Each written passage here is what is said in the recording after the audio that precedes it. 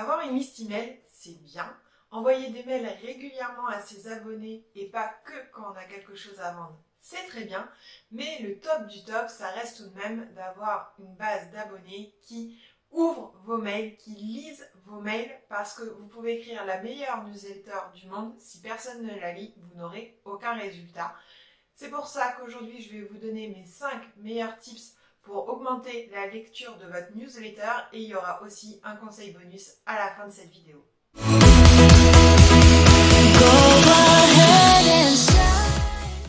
Avant toute chose, avant de vous donner les tips pour augmenter la lecture de votre newsletter, il faut que j'aborde un point avec vous qui est tout simplement de savoir est-ce que vous avez une newsletter qui est lue, comment faire pour savoir si votre performance est plutôt bonne ou pas. Eh bien tout simplement, il faut regarder le KPI, c'est-à-dire l'indicateur de référence en la matière qui est le taux d'ouverture. Le taux d'ouverture correspond tout simplement au nombre de personnes qui ont ouvert votre newsletter parmi toutes les personnes qui l'ont reçue. On estime généralement qu'un bon taux d'ouverture est compris entre 30 et 50%, mais ce taux peut évoluer et surtout il faut préciser que plus votre base email est grande, plus ce taux aura tendance à diminuer. C'est un peu comme l'engagement sur les réseaux sociaux.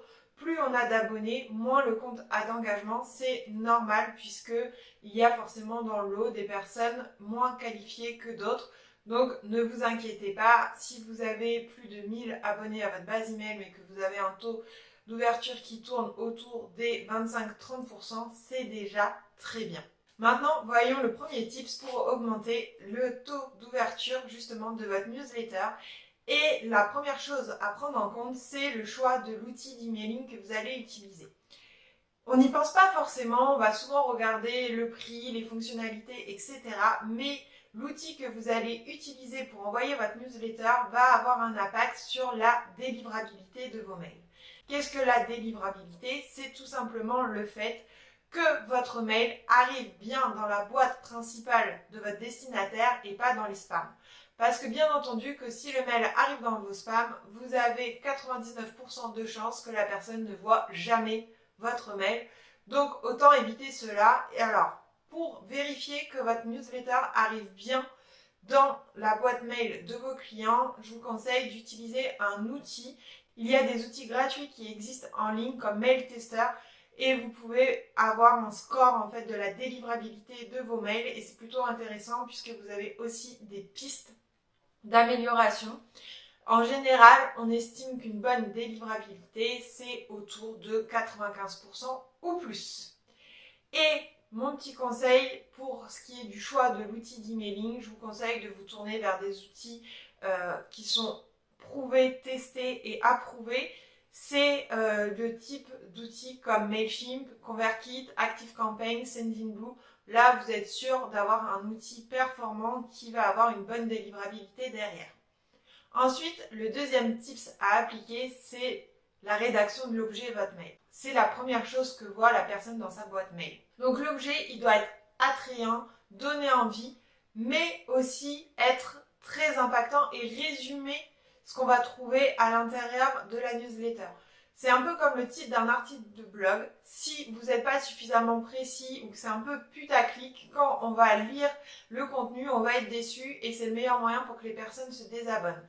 Donc, pour avoir un titre de newsletter, donc un objet de newsletter impactant, on prend un petit peu de temps pour le travailler et surtout on vérifie aussi le nombre de caractères qui doit être compris entre 35 et 50 pour être sûr qu'il s'affiche en entier et que la phrase ne soit pas coupée.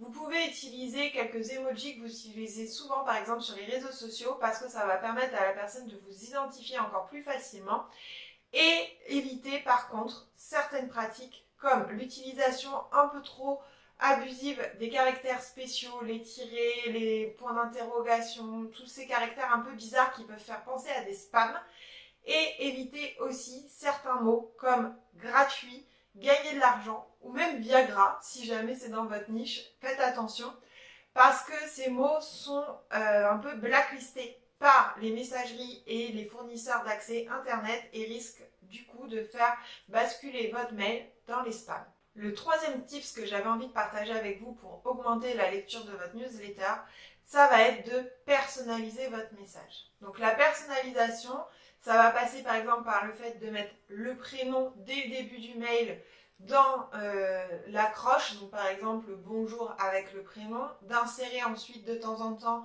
le prénom de la personne dans le corps du mail.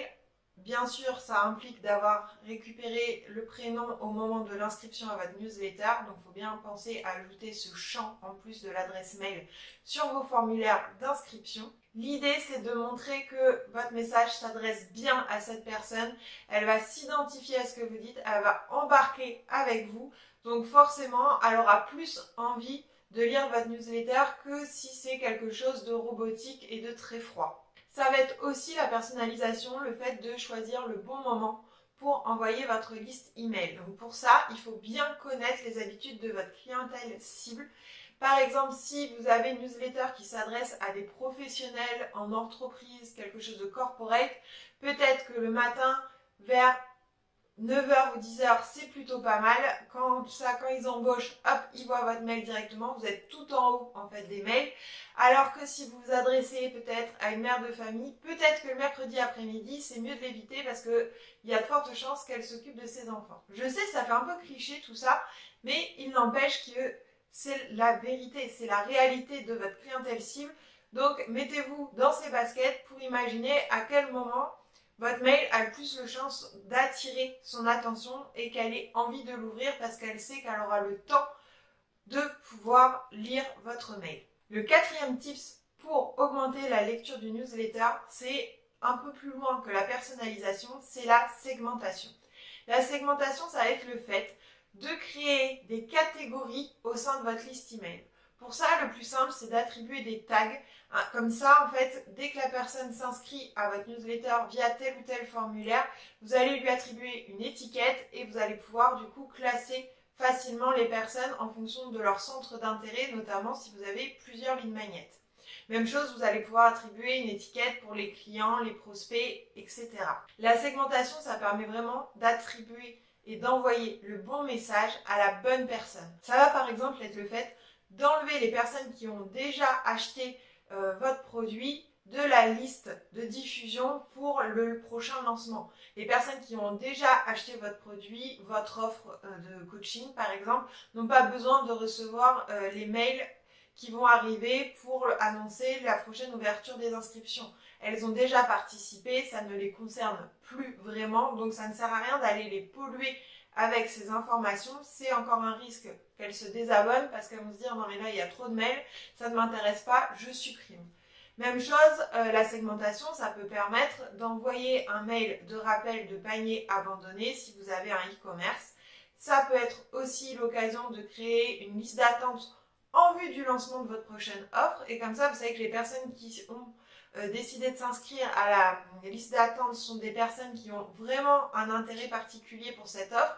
Donc vous allez peut-être pouvoir leur réserver une plage horaire pour s'inscrire à votre offre en amont. Vous allez peut-être proposer des avantages, vous allez peut-être aussi leur envoyer un petit peu plus de mails qu'aux autres personnes de votre liste email parce que vous allez savoir que celles-là, elles ont vraiment un intérêt particulier pour ce que vous allez dire. Enfin, mon dernier conseil pour augmenter la lecture du newsletter, ça serait de respecter le RGPD. Je sais que ça fait peur, que ce règlement européen nous donne du fil à retordre, mais c'est vraiment très important. Pourquoi ? Parce qu'encore une fois, les messageries et les fournisseurs d'accès Internet sont très attentifs au respect des règles imposées par le RGPD. Et par exemple, vous pouvez être pénalisé si vous n'incluez pas à la fin de vos newsletters le lien de désinscription dans le footer, donc c'est-à-dire en bas de page. Vraiment, veillez à le mettre. Je sais que certaines personnes ont envie de le supprimer parce qu'elles n'ont pas envie que les personnes se désabonnent, mais vraiment mettez-le parce que sinon, encore une fois, vous allez être identifié comme un spam. Et en plus, si les personnes se désabonnent, c'est pas très grave. Il vaut mieux qu'elles se désabonnent si elles ne sont pas intéressées plutôt que vous passiez votre temps à tomber dans les spams ou à ne jamais être ouvert parce que ça va envoyer un mauvais signal aux messageries et donc du coup les autres utilisateurs risquent aussi de voir vos mails arriver dans les spams alors qu'eux ils ont envie de les voir. Et du coup, on en arrive à mon conseil bonus pour augmenter la lecture du newsletter, qui est de faire du ménage très régulièrement dans les abonnés à votre liste email. Faire du ménage, ça veut dire tout simplement supprimer, oui, supprimer des abonnés qui vont être considérés comme des colds. Les colds, c'est-à-dire les froids, c'est des prospects, des leads qui finalement n'ouvrent plus vos mails depuis un certain temps, généralement entre 3 à 6 mois. Et l'idée, ça va être donc de les supprimer, de nettoyer votre base pour ne garder que les personnes inscrites qui ont un réel intérêt, encore une fois, pour ce que vous dites, pour ce que vous partagez avec elles, parce que ça va vous permettre d'avoir un taux d'ouverture qui correspond beaucoup plus à la réalité des faits, parce que forcément que s'il y a des personnes qui restent inscrites mais qui n'ouvrent pas vos mails depuis 6 mois, elles vont fausser votre taux d'ouverture puisque ça ne sera pas vraiment des leads. Ça sera un peu des touristes qui auront pris une fois votre ligne maillette mais qui derrière ne seront pas très intéressés par ce que vous avez à leur proposer. Donc, on met l'ego de côté. Même si je sais que des fois ça fait mal au cœur quand on doit en supprimer beaucoup parce qu'on ne l'a jamais fait. Mais vraiment, faites-le tous les 3 à 6 mois. Enlevez tous ceux qui finalement se sont perdus en route. Ce n'est pas grave, ne le prenez pas mal. Mais ça sera tout bénef pour vous. Et si vous avez envie de mettre en place une stratégie emailing, si vous avez envie de mettre en place une newsletter mais que vous avez du mal à savoir quoi écrire, quand écrire, et que ça vous enquiquine un petit peu de rédiger tout ça, n'hésitez pas à nous contacter. Nos experts en rédaction sont aussi là pour ça. Et je vous dis à très vite.